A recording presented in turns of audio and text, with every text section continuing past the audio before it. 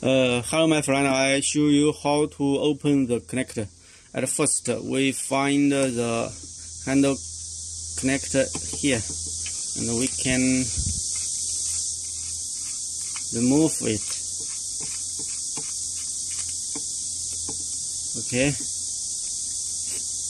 Then, you need find a screwdriver.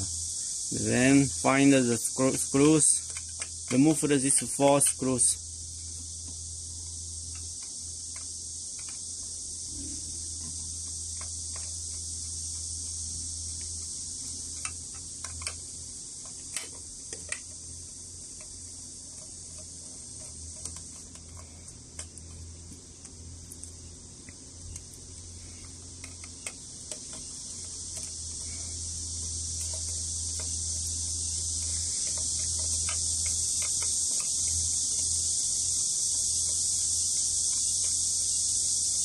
Okay, then we can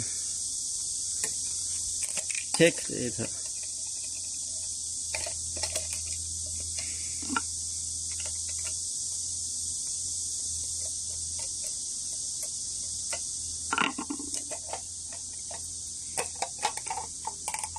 And we can open it like this. And I need you show me here the wire connector type.